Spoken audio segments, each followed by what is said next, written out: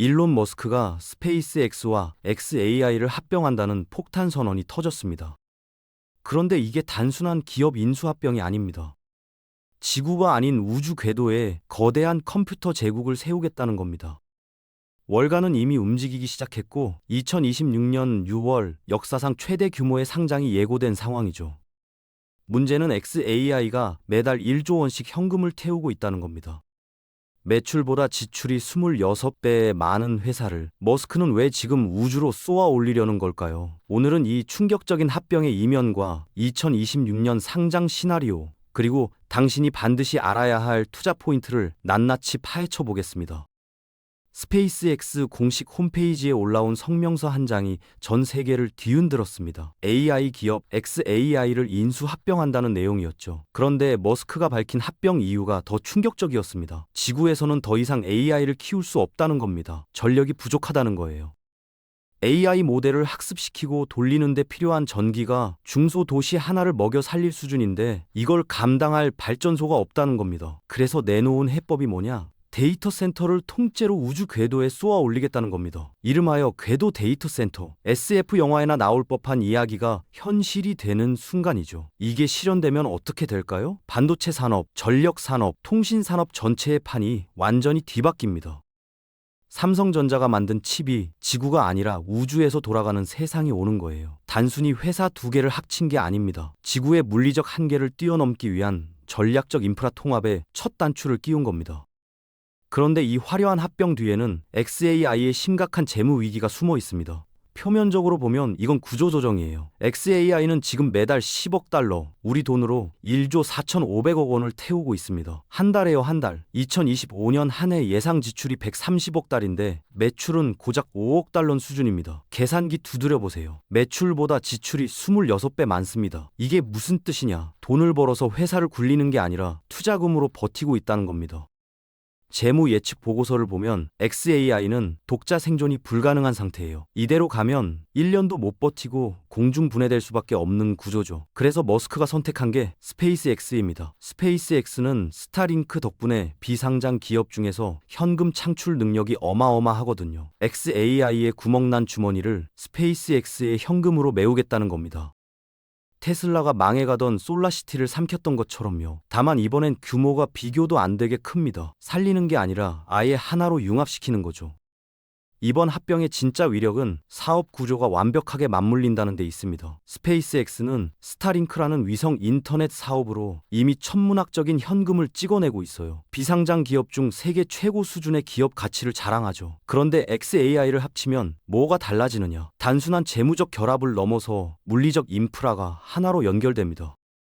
xAI의 인공지능 기술이 스페이스X 위성에 탑재되는 겁니다. 우주에서 데이터를 처리하고 그 결과를 지구로 쏴 내려 보내는 구조가 만들어지는 거예요. 과거 테슬라가 솔라시티를 인수했을 때와는 차원이 다릅니다.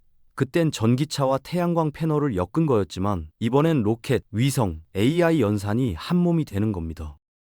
이걸 업계에서는 수직 계열화의 완성이라고 부릅니다. 로켓 발사부터 AI 서비스 제공까지 모든 과정을 머스크 제국 안에서 해결하는 거죠. 부품을 외부에서 사올 필요도 다른 회사 인프라를 빌릴 필요도 없습니다. 완전한 자급자족 생태계가 구축되는 겁니다.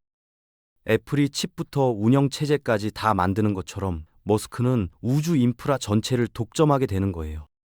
그럼 여기서 핵심 질문이 나옵니다. 왜 하필 우주냐는 거죠. 지구에서 데이터 센터 하나 더 지으면 안 되냐는 겁니다. 문제는 전력입니다. AI 기술이 발전할수록 데이터 센터가 먹어치우는 전기량이 기하급수적으로 늘어나요. 오픈 AI의 GPT 모델 하나 돌리는데 드는 전력이 중소도시 전체가 쓴 양과 맞먹습니다. 그런데 지구에서는 이 전력을 감당할 방법이 없어요.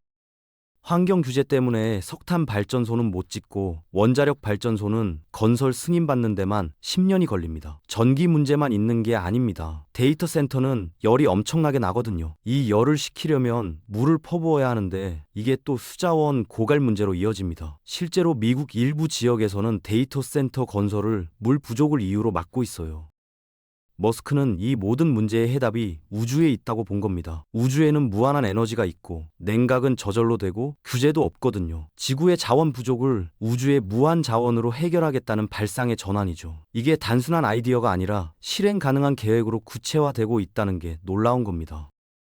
우주가 경제적으로 얼마나 유리한지 숫자로 보면 더 확실합니다. 먼저 에너지 문제부터 볼까요? 지구에서는 태양광 발전 효율이 날씨, 밤낮, 대기 때문에 제한되어 있습니다. 그런데 우주는 다릅니다. 대기가 없으니까 태양광이 100% 직접 들어와요. 24시간 내내 365일 쉬지 않고 무한 에너지를 뽑아낼 수 있습니다. 지구에서 전기를 사다 쓰는 게 아니라 우주에서 직접 생산하는 거죠. 데이터 센터 기업이 에너지 소비자에서 생산자로 바뀌는 겁니다. 그 다음이 냉각입니다. 지구에서는 서버 냉각에 천문학적인 비용이 듭니다. 물을 계속 순환시켜야 하고 냉각 시설 유지비도 만만치 않거든요. 그런데 우주는 영하 270도예요.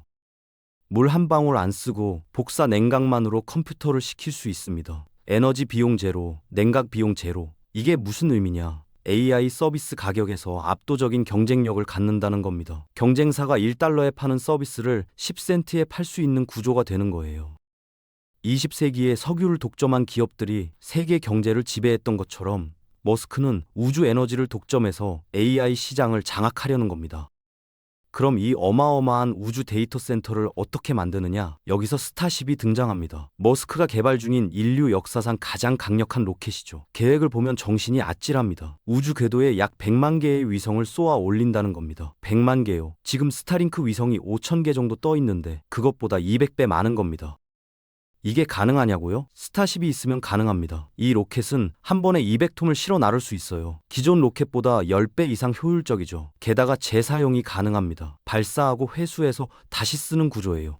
머스크의 계획은 매 시간 스타쉽을 발사하는 겁니다. 1년에 수백만 톤의 위성 인프라를 우주로 보내겠다는 거죠. 이게 실현되면 스페이스 X는 어떻게 될까요? 로켓 발사 물량이 고정적으로 확보됩니다. xAI는 저렴한 비용으로 인프라를 구축하고요. 서로가 서로에게 최고의 고객이 되는 윈윈 구조가 완성되는 겁니다. 테슬라가 파나소닉 배터리를 독점 공급받았던 것처럼 이번엔 로켓과 AI가 하나로 묶이는 거예요. 이 모든 계획의 하이라이트는 2026년 6월 28일입니다. 스페이스X가 역사적인 상장을 준비하고 있거든요. 재미있는 건 이 날짜가 일론 머스크의 생일이라는 겁니다. 우연이 아니에요. 머스크는 천문현상까지 고려해서 상장 일정을 잡는다는 소문이 돌 정도로 상징성에 집착하는 사람이거든요. 목표 기업 가치가 얼마냐? 1조 5천억 달러입니다. 우리 돈으로 2179조 원이에요. 사우디 아람코 상장 이후 인류 역사상 최대 규모의 IPO가 될 전망입니다. 이 돈이 어디에 쓰이느냐? 바로 우주 데이터 센터 구축과 화성 탐사 프로젝트입니다. 머스크는 늘 말했죠. 인류를 다행성 종족으로 만들겠다고. 그게 헛소리가 아니었어요. 실제로 자금을 확보하고 실행에 옮기고 있습니다. 전 세계 투자자들이 이 상장을 주시하는 이유가 뭐냐? 단순히 주식 하나 사는 게 아니라 인류의 미래 인프라에 투자하는 거니까요. 애플 초기 주주들이 아이폰 혁명으로 부자가 됐듯이 스페이스X 초기 주주들은 우주 혁명으로 역사에 이름을 남길 수도 있습니다. 자본시장 전체가 들썩이는 이유가 여기에 있습니다. 머스크는 이번 상장에서 충성도 높은 테슬라 주주들에게 특별한 선물을 준비하고 있습니다. 스페이스X 공모주를 우선 배정받을 수 있는 권리를 주겠다는 거예요. 이걸 업계에서는 스파즈 SPARC 구조라고 부릅니다. 테슬라 주식을 얼마나 오래, 얼마나 많이 보유했느냐에 따라 스페이스X 주식을 먼저 살 수 있는 기회를 주는 겁니다. 이게 왜 중요하냐? 테슬라 주가 방어 전략이기도 하거든요. 주주들이 테슬라 주식을 팔면 스페이스X 공모주 받을 권리를 잃어버리니까 함부로 팔 수가 없습니다. 일종의 낙인 효과를 활용한 고도의 전략이죠. 여기서 끝이 아닙니다. 테슬라 법인이 xAI에 직접 투자를 했거든요. 그 말은 합병 후 테슬라가 스페이스X의 지분을 간접적으로 보유하게 된다는 겁니다. 테슬라가 단순한 전기차 회사가 아니라 우주산업 지주회사 성격을 띠게 되는 거예요. 테슬라 주식 하나 사면 전기차, AI, 우주 사업을 한 번에 투자하는 효과가 생기는 겁니다. 애플 주식 사면 아이폰, 맥북 서비스를 다 사는 것처럼요. 통합 투자 생태계가 구축되는 셈입니다.